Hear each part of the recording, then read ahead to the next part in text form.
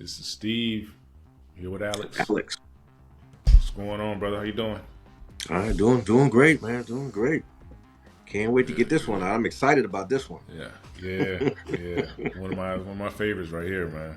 Uh, Absolutely. today, today, let the folks know what we're talking about. We are talking about Blade. Wesley Snipes came out August 21st, 1998. A new line.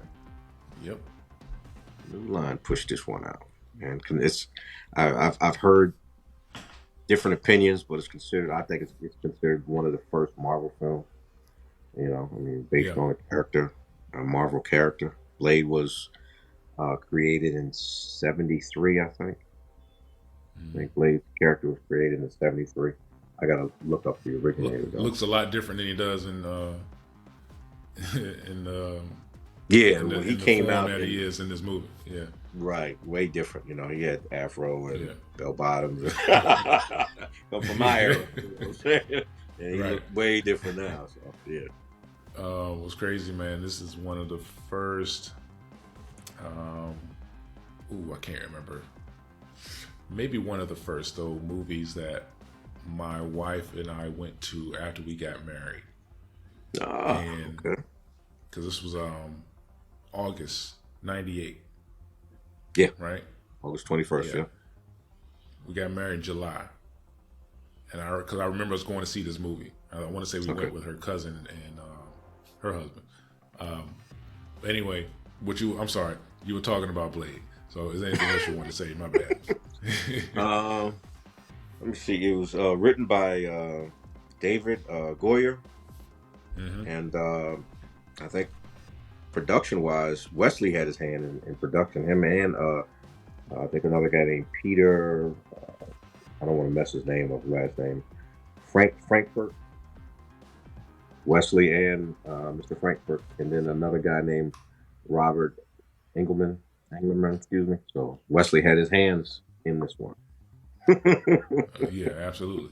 which is I didn't know that until today, and until we started looking into the film. So thought that was pretty cool because in the beginning I Yeah, didn't know that he had his hands in it at all. So yeah. He wasn't the executive producer. He was one of the producers. right. So kind of like to me, not to get off topic, but to me it kind of makes things look a little bit different now. If you think back at the issues that he had and doing part three and whatnot, Yeah, now I can understand why he was angry about not having any creative criticism. He wasn't able control. yeah, exactly, because here you Yeah, got your hands deep into the first film. Like, why would you deny this man? right, So it right. makes perfect sense And to me. Wow. I know some people's favorite Blade movie is Blade Two, Mm, and I actually two's good. I kind of like Blade Two. Yeah, I like Blade Two, Yeah, but to two's me, good. the original is the OG, man. This is by far my favorite.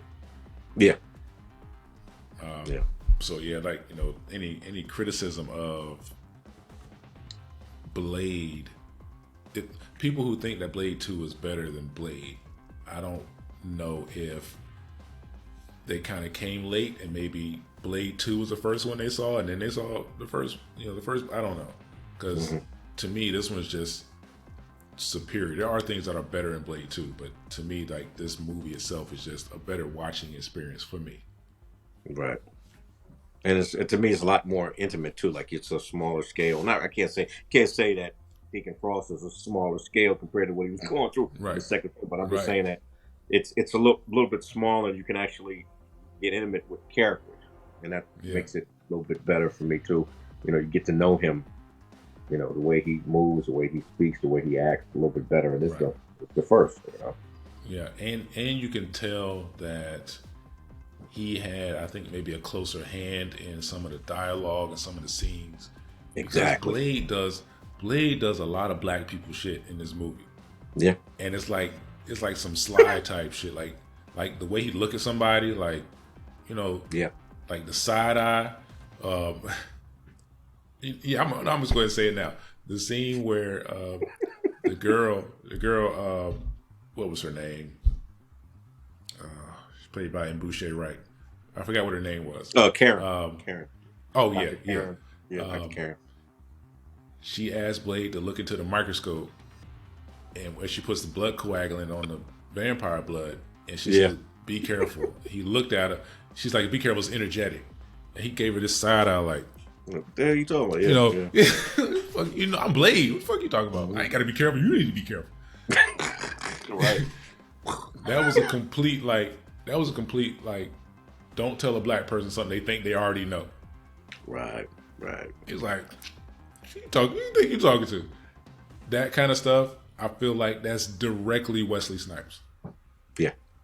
Because you know, I agree. David Goyer. David Goyer is a great writer, but he's not writing something like that. Like something that little side eye that we do. No, that's something that Wesley slid in there. Yeah. Right. Definitely. So anyway, I got on a little tangent there, but No. That's fine, man. That's fine. Who's in this movie? And, well, yeah. Before we start, I actually want to talk about the director real quick. Okay. Stephen Norrington didn't do much.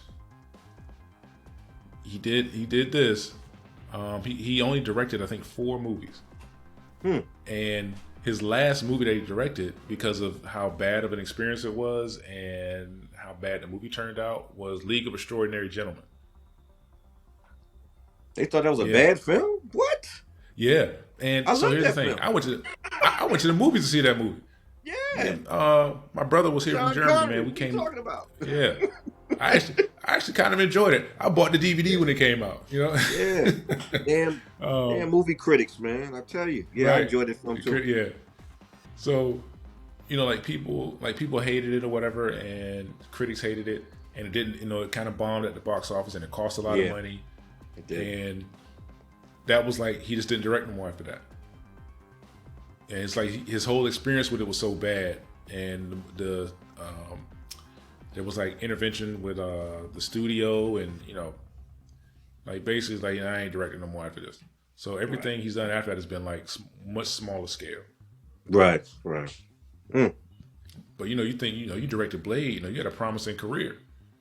Yeah. I mean, they got a lot of money. They grossed a lot of money off of Blade, I would think. Yeah, definitely.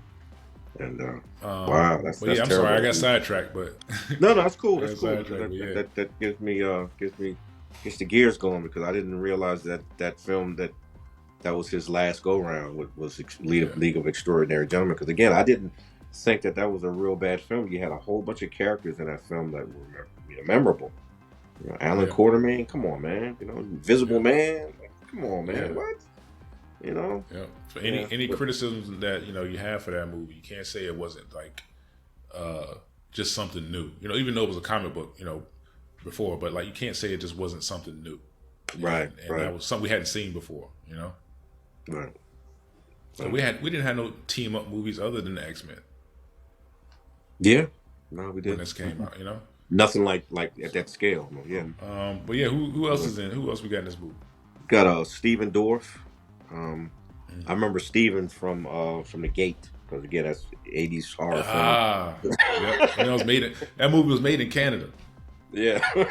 Yeah. So we got The Gate. Steven. God, I love that movie, man. Done Fear.com. Yeah, The Gate is. We got to do that one too, man. Oh man, with the rocket. Oh my goodness, yeah. He did Fear.com, which I thought was pretty decent too. And he also did, I don't know if you remember the video game back in the day called Alone in the Dark. Yeah. He also did the theatrical recreation of that. And so Steven Dorff, he played a great villain. He nailed Deacon Frost, man. Nailed it. Absolutely. Absolutely. And the third person, you know, we got legendary Chris Christopherson. I told you, we were just talking off camera about what film I remember him at. I was huge into like Smokey and the Bandit, and you know, all of the truck driving and the car jumping over the hills type films and TV shows. So he did Convoy, which, you know, one of my favorite characters from that, the Rubber Duck. And I mean, all the people from my era know about the Rubber Duck and the ending of Convoy and and all that. So, but yeah, Chris is again another character, another person, another actor that really gets into his character, and he Hmm. played the perfect Whistler in this one. Man. Perfect Whistler. They couldn't get Yeah. anybody else to do it better No. than him. He's really gruff, Hmm. hardcore, die hard. Perfect, man. Yeah. Perfect fit. I'd imagine at that point in Hollywood, in the mid late '90s, Mm. he's like the perfect old scruffy character actor. Right. Uh, him and like maybe Tommy Lee Jones, but Tommy Lee Jones had been in like The Fugitive and whatnot, so he wasn't kind of that old scruffy guy just yet. Jones was Tommy Lee was a little bit more clean cut. Yeah, Right. Christopherson was always got the beard, Yeah. shaggy beard, and rugged Yeah. clothes and stuff. Yeah, that was his thing. That was his thing. So Yeah. who's the lady in the movie? Um, you said I don't want to mess up her In, first name. You said I think it's in Boucher. In In Boucher, I Boucher, think so. right? Yeah. And you remember her, from Dead Presidents and Yeah. what else? I think she was in.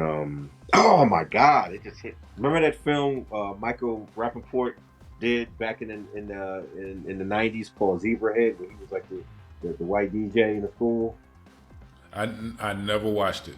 I know the Yeah, movie you're talking about, but I never watched it. she was in that too, man. She played his girlfriend in that one. Yeah, yeah. So that's where I remember her from the most. But she was real young during that time period. She was Yeah. real. I think she had to be like in her early 20s or late teens when she did Zebrahead. Yeah. So, 92. mhm. Oh, she was in Fresh too. Oh yeah, that's right. Damn, she was in. Yeah, she was in Fresh.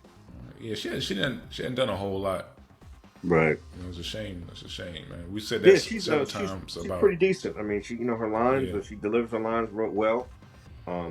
Don't have a problem with her acting ability at all, man. Really, really satisfying on screen for me. Yeah. And it's crazy that she's got the lead role in this movie, but as black actresses go, she didn't do a whole lot. But Sanaa Lathan, who was early in her career, kind of took off after this. Yeah. Another point I wanted to bring up that Stephen Dorff was offered this part for Deacon Frost. I think after Jet Li. They wanted Jet Li to do Oh Deacon Frost, wow. but I think Jet had something else that he was working on and opted out, which I thought would have been Wow. crazy. If Jet had done Deacon Uh, Frost, man, this would have been all bro, martial arts. bro, we might be talking about the greatest martial arts movie ever made. Even though this movie Yeah, did come out a year before The Matrix. Um, yeah. yeah, this movie would have. Oh my, we might have to go into. We might have to start doing what if videos, man. Right, right. But when Like, I found out a little small tidbit, I was like, "What, Jet Li?" I said, "This would have been a totally different film, man. yeah, Totally different film." because he was in. What year was that Lethal Weapon with Jet Li? That was Lethal Weapon 4. Yeah, it was four. Was That was that the one with Chris Rock in it 99? too, right? Yeah, that might have been 99. But cause that's when Jet Li was in there, and that's when Jet Li kind of took off Mm-hmm. after 98. Same year. '98. Yeah, so it came out the same year. Yeah, if Jet Li had done Blade instead of Lethal Weapon, oh my goodness, Yeah, that would have been a that would have totally been different crazy. film, man. Totally different film. Not taking anything Mm. from Steven Dorff, he did real No, good. no, no. But yeah, it would have been a totally different film. Yeah, that kind of would have been incredible. Yeah, yeah. So let's talk about the plot of Blade. A lot to it here, man. Yeah, A lot of just stuff. this. I'm gonna give you my short version. Okay. Uh, Blade is the Daywalker. He's a half-breed vampire human. He has the vampire's strengths, uh, but not their weaknesses, other than the thirst for blood. Blade has basically vowed to kill all suckheads, as he says. Pretty much. This movie, the plot of this movie is, man, vampires are within our society. They kind of just stay underground, but they got a lot of wealth, a lot of power. They're sophisticated. Right. There's levels of vampires. There's the purebloods and the half breeds. Right. The purebloods kind of look down on the half breeds. Purebloods are older. They were born vampires. And there's basically Blade and Whistler are, and along with a few other people, are like the rebels, the underground force trying to root out all these vampires. Extermination, right? Right, extermination. Trying to get rid of all of them. Right. And honestly, there's no real like catalyst to what happens in the movie. It's one of those movies that starts out and these things have already been happening, and we're just watching the story, you know, right. midway through, at its current point, because the movie starts out with a cool ass underground party, rave or whatever. Right, rave party. Mm-hmm. And this was that point in the '90s when that like that electro house music whatever was kind of popular, like a big thing. And, yeah. You got this club scene, and you know the sprinkler starts spraying down blood, and there's a human in there. He's looking around all confused, man, and vampires just start popping out. It's a vampire party, right? And guess who shows up, man? Goddamn Blade in one of the most badass entrances in a fucking movie ever. Yes. Blade walks in and the blood rain stops. You know, I know it's probably just timing. Who cares? Blade walked in and that shit stopped. Perfect. And you got all the vampires are like, you know, it's the Daywalker. That's him. I can't, you know. Some of them are shook. Some of them want a piece. Mm-hmm. And man, Blade starts laying these vampires out. Like, yes, you gotta put yourself in our shoes. You know, in 1998, I'm going to the movies, and to see this movie about, you know, Blade, and at this point, we had never seen an action movie like this. No, you never seen a superhero movie like this. No, this movie was absolutely. People try to forget with how Marvel is now. People try to forget that. You know, there wouldn't have been X-Men if Blade didn't come out, or if Blade wasn't successful. And that started the whole thing. So, you know, give Blade his props. I know Punisher came out before, and you know, whatever. Yeah. Give Blade his props, man, because the reason you have the MCU now is because of Blade. Right. So I'm glad they're finally bringing him back. But I agree with that. Yeah, man. Blade comes in and lays waste to these vampires. In 1998, this shit was incredible. Looking at it now, you're like, okay, the special effects are a little cheesy with the bones, but you don't care. You really don't care. Didn't matter because it's like playing a video game that doesn't have great graphics, but the control and the feel and the fun of the game is a 10. Right. You know, you're like, okay, I don't really need the best graphics. I'm enjoying this shit. Right. So, right. Yeah, Blade. Watching Blade now, that's how you got to come at it. But man, seeing him, you know, shoot shotgun stakes through vampires, man, stabbing some of them, and they're just turning into like bones and then dust. Yep. Bro, that shit was crazy back in 1998. One man cleaning the whole crib, cleaning the whole club out. One man. Right. And not just one man, one brother. Yeah. You know what I'm saying? Like yes. half vampire, we claiming them. It don't matter. Yes. Absolutely. 100%. Yeah, with one brother, man, taking out all these people, man. I remember the movie theater was cheering. I remember watching that shit. Yeah. It was if you were there sitting in the seat, it was an experience that with everybody else, man. And I mean, like you said, Mom was getting up. Yeah. Yeah. And even just to skip ahead, just a minute, skip ahead, you know, like the ending scene where, you know, he puts the shades back on, man. Oh yeah. And bro, that was another scene. I put that on the same level as when I was in the theater during Endgame, and Captain America caught the hammer. Yeah. All right. Everybody was up, right? When I went to see Blade, me and my wife back in the day, you put those shades on, bro. Yeah. Everybody was up, man. Yes. Everybody was up. Yes. Like, are you serious? This shit is in a movie? Are you crazy? Mm-hmm. This should be a cartoon. Like, what are you talking about? Amazing. So anyway, you see the smile on my face talking about this shit. Like, I'm right with you, bro. The visuals were ridiculous, man. Out of this world. Out of this world.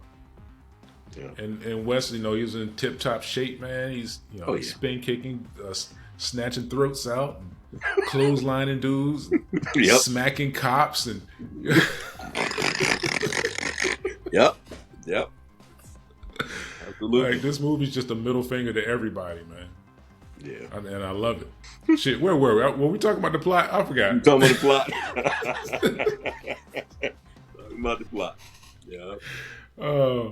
Well, I mean, all right. Basically, that is the plot, though. In Boucher, her character Karen happens to be a doctor, and they're supposed to be like doing autopsies on the bodies coming in, and the aftermath of the Blade intro scene is that he burned one of the vampires, Quinn, right, and burned him to a crisp. But the vampires don't die that easy. Yeah, he regenerates. So he jumps up on the operating table, bites her ex-boyfriend, who's another doctor. Mm-hmm. She manages to escape and gets bit. She gets bit in the hallway, but Blade. In the hallway, right. Blade was following him. He wanted to follow the vampire Quinn to make sure he was dead. He happened to be there in the hospital, so Quinn escapes. Blade picks up Karen, and he's like, he wants to save her. He didn't want to. For once in his life, yeah. I think that was a rare thing where he didn't really do that. But I guess for her in particular, again, it got into the mother thing where it kind of might have reminded him of his mother. So yeah.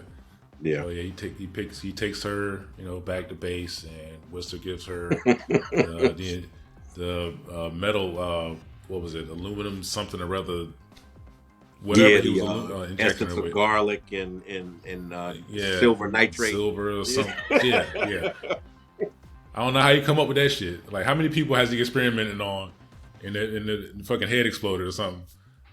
Yeah. So I don't know where he came up with that shit. It must have been some kind of concoction that they had. Yeah. I feel like he had been trying for about 30 years and finally accidentally came up on the right formula. He probably killed like 100 people trying that shit.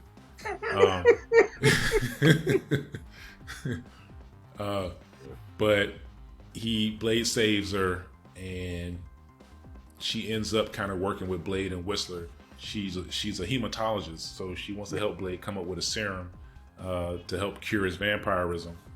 And she ends up helping make him like a little gadget for him, the stuff to make the vampires explode and stuff. And you kind of use her as, she serves two purposes. They don't really like fall in love in the movie, even though you can kind of say that he was biting on her neck. It's like a love scene, but whatever. Yeah. But she's there to be us. Like, she's there as the audience, basically. Like, Whistler and Blade wouldn't have a conversation about Blade's past or why he's doing this or the people, or what he's done. Right. So Whistler has to talk They're to already somebody. Set. Right. He can't talk directly to the camera. So what do? You put a third character in who doesn't know what's going on. One character explains the story to that character. And now we know. That's why she's there in this movie. The thing is, though, she just does a great job. Yeah. And she's not scared. She's not some damsel in distress. Once she realizes that Blade will do whatever, to complete the mission, like use her as bait. Mm-hmm. Once she picked that up, she was like, oh nah, I ain't leaving, and I'm gonna help you. Like, this ain't over. This ain't over. They killed my boyfriend. She definitely stepped up. Yeah. From there, Blade is trying to uncover the mystery of what the vampires got going on, because he keeps saying something big. Something big's going on. Right. And I forgot. When he after he rescues Boucher and she goes home, Blade was setting her up. He knew if he took her home that they would try to send somebody, and they sent the familiar, the cop that Blade just treats like an entire bitch every time they're on screen together. Smacks him like, wow. We're gonna come back to that, because one of my favorite scenes is around that part. But anyway, he finds out that it's Deacon Frost behind something that's going on, and as he's investigating, he gets deeper and deeper into the plot, and that's when Frost tries to come up with the idea, or he comes up with the solution to become a blood god. He needs like 13 pure bloods and a half breed or a daywalker. He needs a daywalker. So he tries to come up with a plan to trap Blade, and that's basically what the movie is about. Blade kicking ass, and this dude wants to be like ultimate vampire. I agree with you 100%, man. 100%. As far as character, who's your favorite character, man? Who's your favorite character? I'm curious. Well, other than Blade, other than Blade, right. it's Whistler. Yeah, just because he's just a cool old rusty, grizzly old man, and don't have time for shit. No sympathy in his blood at all. He's just, this is the mission. We're gonna die completing the mission. Right. And don't do no dumb shit to mess up the mission. except maybe fuel up one of the most beautiful cars you ever see by like pouring gas all over it first, right, and then putting the shit in, and then lighting the cigarette. Yep. In an enclosed place. Yep. Straight Chris Christopherson style. Yep. Didn't even blink an eye. Yep. Yeah, that was ridiculous. That was ridiculous. Yeah, man. Yeah. That's just one of those things. Like, he's one of those guys. There's no such thing as a risk. I guess, like, he got a grease fire. Oh, let me pour some more grease on that shit. It'll go out. No, hardcore. Hardcore. So yeah, that's my favorite character, man. He's the Q from James Bond. Yeah, he's the gadget guy. He's the guy that makes the weapons. Yeah, right. Yeah. And he makes a perfect gadget guy in this movie, man. Perfect. Right. For me, it's the same. I like Wesley Blade, and I like Chris Christopherson's Whistler, but I also like Deacon Frost, man. But I got a love-hate relationship with Deacon because, again, I understand and see that they could literally make a whole nother movie based on the political side of the vampires, because again, I'm a werewolf guy. I'm not into the sissy vampire stuff, but we're talking about Blade, so I got to talk to you about it. But the political side of this stuff, man, again, it to me, it struck me a little different than other films. Like, you got your pure bloods, and then you got your people that have been turned and stuff like that. But it seems like Deacon Frost was trying to do new things. He was trying to break the mold. Like, these guys, these pure bloods, they're getting old. They're trying to assimilate with the humans more than take what's ours. And he was really pushing the envelope to try to do something different.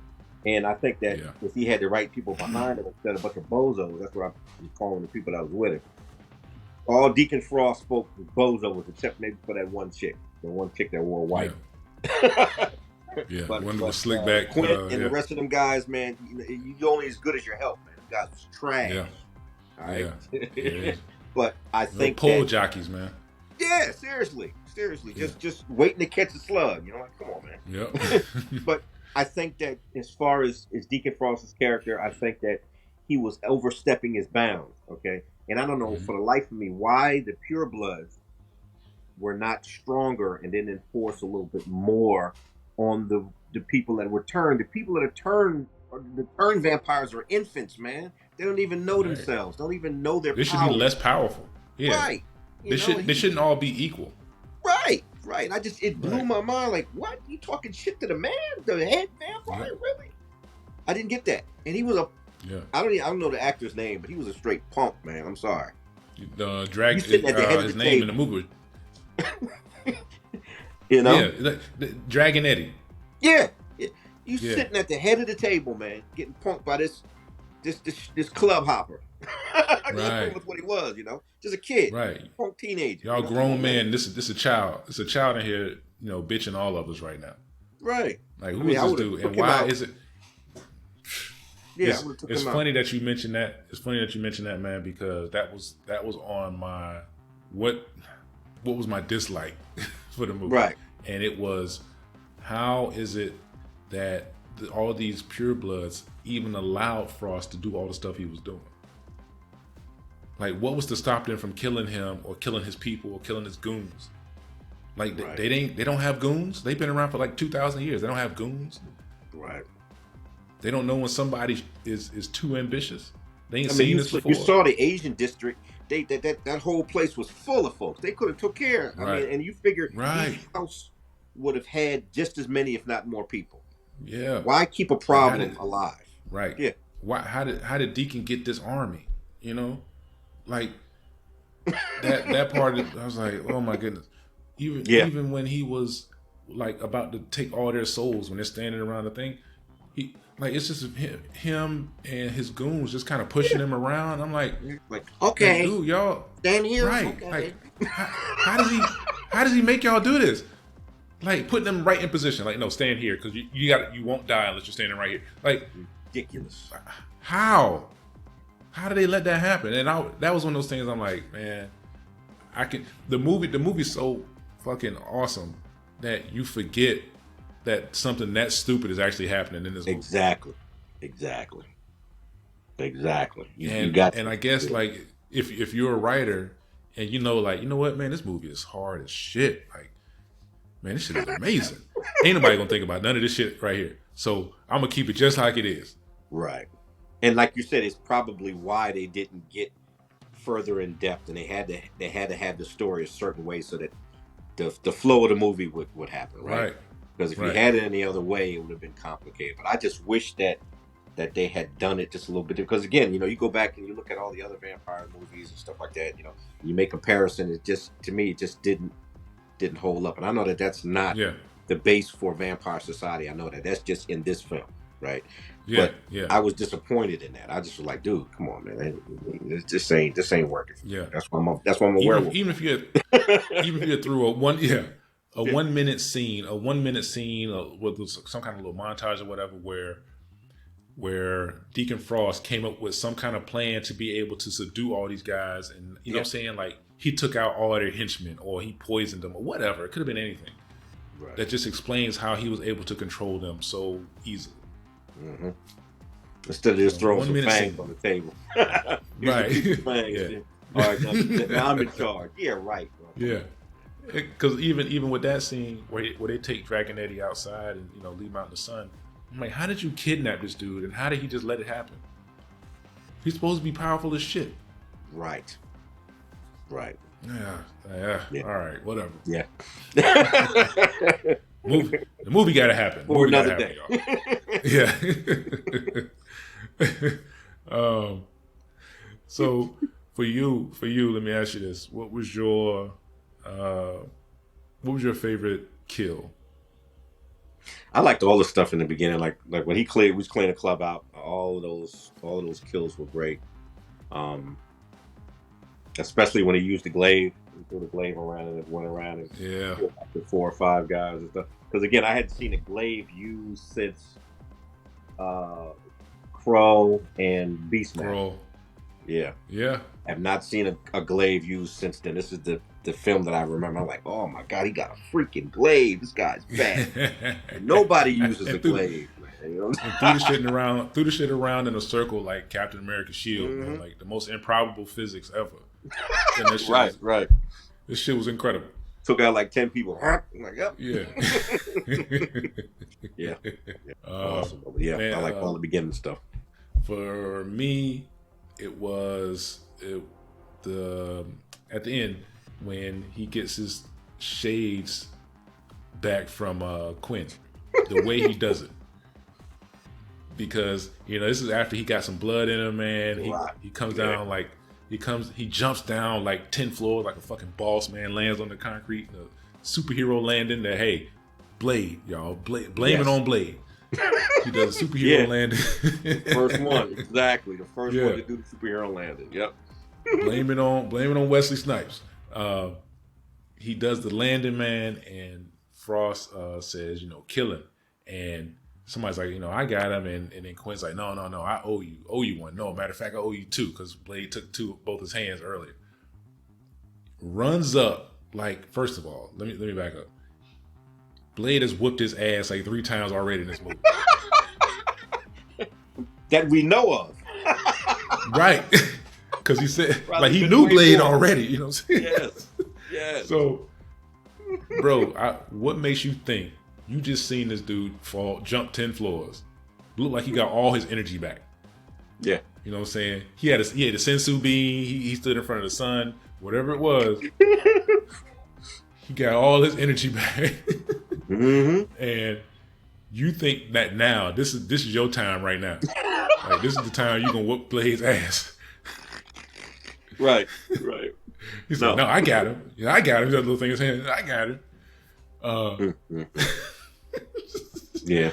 So, yeah, that's anyway. He got because as soon as he ran up, man, Blade pulled that wire, that garrote from lanyard his jacket off his hip. Yeah. Right. It said zip, spent around, man, and took his head off. Came right back the way he was at, like it was one smooth temptation spin. Comes back around, man. Shades in there, catches the shades, and puts the shades on, bro. I'm trying to tell you. Old theater guy. The theater was up. The theater was up. I get it. Yes. Yeah. Same here. Same here, man. Same here. Yeah. Classic. And then you go from that and straight murk like 20 dudes. And you know what's crazy? What's crazy is the all the henchmen. This movie has henchmen. Most movies don't have henchmen the way this movie does, because they were like video game henchmen, because they all had on the same clothes. A Scully, a jacket, black shirt, black pants. Yeah. Yep. Every one of them has Scullys on. And you didn't know which one of them were like familiars and which ones were vampires. Right. Because some of them he killed and they just die. You see blood, and other ones he kills and they turn into the vampire dust. Right. I never figured out how to tell which one was which, like, or how he said he could smell them or whatever. But I'm like, are all of them vampires or all of them human? But they can't all be human, because some of them gotta be vampires. So yeah. But yeah, he just murks like 20 dudes, man, in a row, and that shit's incredible. Mm-hmm. But yeah, the scene before that, when he chops off Quinn's head, that's my favorite. Yeah, that guy. I just think that goes into like the dumbest stuff too. But I'll do that in a second. But I just think that everything that dealt with Quinn was wasted, man. I mean, to have a guy like that around, to me, was almost like him and Frost must have got turned at the same time or near each other or whatnot. And maybe for some odd no reason they had to be cool sometime. Right. Because why would you keep a guy like this around? Wasted. Mm-hmm. I think because he was ass kisser, but like Frost knew, like Frost wasn't gonna let him be no blood god. like he's like, vampire gods. Frost like, yeah, sure, yeah. He was on the chopping block, man. He was gonna probably be one of the first to go. Yeah. But it's just wasted. I think a lot of the Quinn stuff is just wasted. Like, I would have been and got rid of him a long time. What was your favorite kill? My favorite kill, besides the club stuff, I think that the little girl that was in the archive place, the one that was doing all the kicks, I thought that I always did love that scene where he was like, here she is, like she was like what, like 13 years old, giving him the work. And he just puts her down. But he didn't kill her, of course, but he knocked her out. But, and one hand, like, yeah. And actually, she's still active. Out. She's still active. I can't remember her real name, but she's on Instagram. If you look her up, I think she's under Kick or Kick Girl. But she's still active. She's still going. I think she's still going to some of the conventions and stuff like that as well. Of course, she looks way different now. She's grown up, but she's still doing martial arts and stuff. So she's Ebony Adams. She's on Instagram. Yeah, she's still on Instagram. Yeah. So I want to talk about, man, my favorite line and scene, and it might probably also be the funniest scene in the movie to me. Mm-hmm. Actually, I got 3 of them written down. The cop, man, that he just manhandles when he finds her at Karen's house. The way he's like slinging this dude around by like the back of his neck. And the cop is just being a total asshole. The cops are familiar for Frost. Right. And he's like being a total asshole. He's like, telling Blade, get fucked. And whenever he does something slick, man, Blade like he slams his head down. Or he smacked, man. One time he smacked him, and like it's one of those smacks you see it, and you go, ooh, it's like, and I want to say he smacked that cop twice, if I remember correctly. Right. But this is one of those things that's just hilarious to me. Like to smack a man, to sling a man around and just slap him, swap. Yeah. That's like so disrespectful. Mm-hmm. Right. And Blade, it's just awesome because of that. Then when the cop tells Blade, get fucked. Yeah, when he do it outside. Yeah. Blade's like, fuck me, and then reaches and says, "Oh no, you fuck this." Yeah, hell yeah. And get ready to blast. Get ready to blast him, bro. That's one of those lines that sticks with me forever. Oh yeah, yeah. Yeah. Because the old girl stopped him. Karen stopped him. He's like, "Fuck me! Oh no, you fuck this." Hell yeah. Like, bro, that was Wesley. That had to be Wesley. He's ready to put him down. Because right, the delivery for that was too black. Yeah. To be written. That was improv on the fly. Right.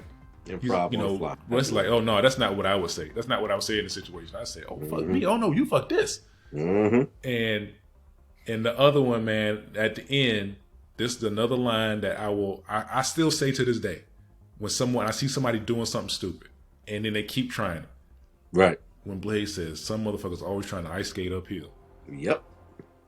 Perfect line. That had to be Wesley too, man. I just feel like it was. Because that sounded like a Nino Brown line to me. Right. The delivery was him. Right. Absolutely. That was his. That's just one of those things. It's the most perfect saying, man. You see somebody like, oh, why you always doing some stupid shit, man? Like, you always ice skating uphill. You're not going to get nowhere. And I tell you another part that I think that he wrote into or had something to do with, when they were having the conversation in the park, when Frost had the little Chinese girl by the neck, and he was when Frost was doing that last line, like, when I'm done with you, you're gonna wish they never cut you from him, and he just pulled and started smoke, just started throwing that right there. That to me was the epitome of Blade's character. I'm not trying to hear all that stuff you're saying. I'm gonna blast right now, like before we even get it on. I'm just throwing them your way. That I love that part, man, because no other hero, you don't see heroes, they gotta do back and forth and all this dialogue in mid sentence. Before we got cut from your mother, he just throwing them right at the dude, like, here it is, man. I love that part, man. That is one of my favorite parts, man. Seriously. Yeah. And I guarantee Wesley had something to do with that, man.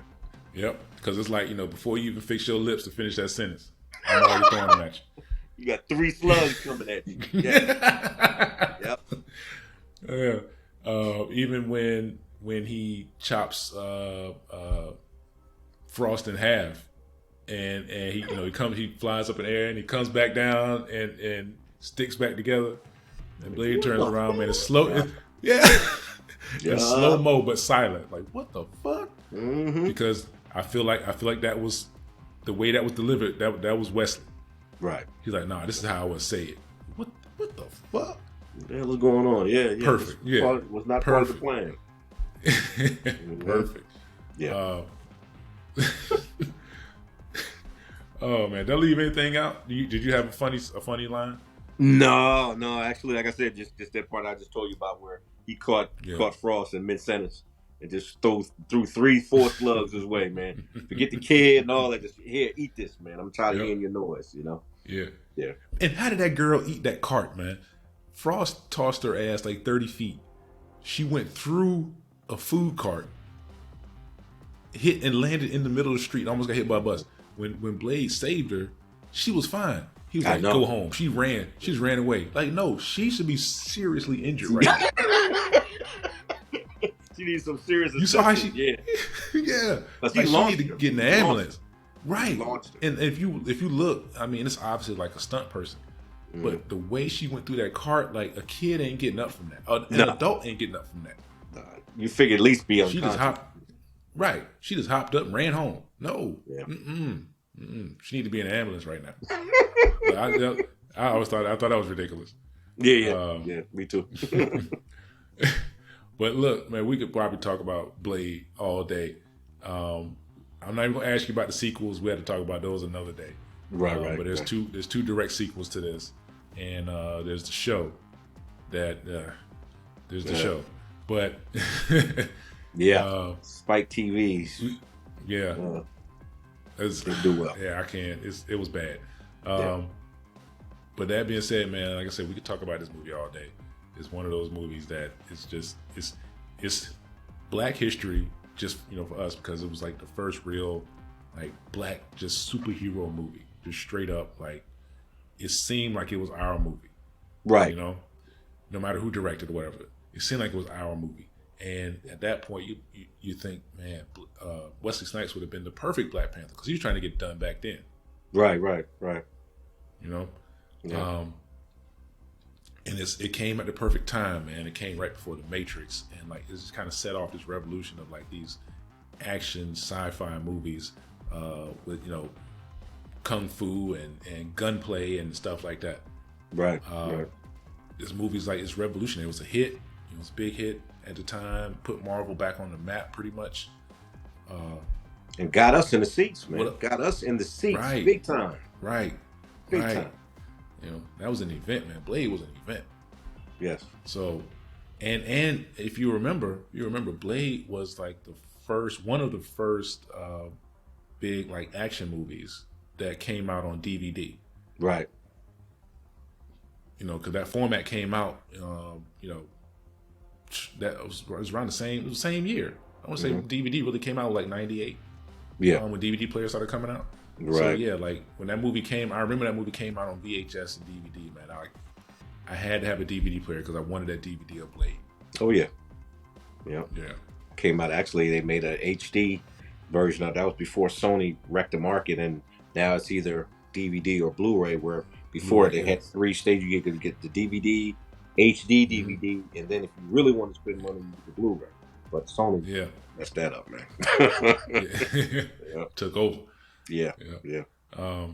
So you got any parting words about Blade? Yeah, like I said, this film here, man. I remember taking my son real quick. I remember taking my son to see it in the theaters, man. It was me, him, and my girlfriend at the time, and my daughter, and my son, man. He to this day he's 20, 26, and he remembers this film being like a pivotal time for him and me together. And like he had to have the shades, and I had to go buy him an artificial sword so he could stick it in the back of his shirt, man. So I say this, man, that people like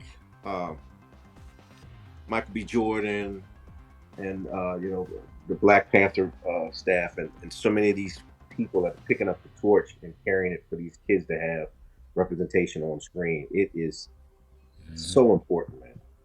It is so important to see yourself, because when we were coming up, we didn't have it. You're looking at Christopher Reeve flying around, stuff like that. Yep. Even though it didn't mean that much to me when I was a kid, because I didn't have a problem with understanding who I was, and I liked myself. But I just think that nowadays it's so important for these kids to see their likenesses on screen, man, so that they don't have to go through what we had. You know what I'm saying? Yep. And I had to put that out there, man. Because again, I can still see my son walking around with the sword in the back of his shirt, man. With the shades on. I'm Blade, running around the house. Yeah. So it's important. I remember being like proud. I remember being, I was married at the time, but I remember being proud of just that movie. It's like how we all went to go see Black Panther not because it was a Marvel, just because it was a Marvel movie. Right. But it was us finally being, like feeling like we're not marginalized in this movie. Like we are this movie, Yes. And Blade was kind of like that. Not of course to the extent that Black Panther was, but Blade was kind of like that at the time, man. It was something new, and it was us. It felt like us, that we did this. We can do this on the same level as anyone else. And Wesley just kind of embodied that at the time. Yes. Definitely. So that's my parting words. hey, I appreciate it. Once again, man, I appreciate you even coming on here. You know, I knew Blade was going. We gonna be talking about this for a while. We could go on for another hour, really, about Yeah. this movie. There's plenty of behind the scenes stuff, plenty of everything to talk about. But like I said, man, you know, thanks for doing this. No problem. Really man. appreciate these chances to talk about movies, man, and you know, I look forward to doing this because you know, somebody's got to talk about this stuff. You know. Yeah. Absolutely. So why not us, right? Yep. Folks, if you're watching, and for whatever reason you never seen Blade and you're watching this, go watch it. Yes. You know, if you got Hulu, it's on there for free. Go watch it. Definitely check this movie out. Check out Wesley Snipes movies in general. Yes. You know, if you don't really know who he is, if you're a little younger and you weren't around during his heyday, check him out. You know, Wes was the man. Yes. Absolutely. But we'll be back with more. Alex, you got anything? Enjoy your movies. Enjoy this film. And take care, everybody. And we'll see you on the next one. All right. Peace.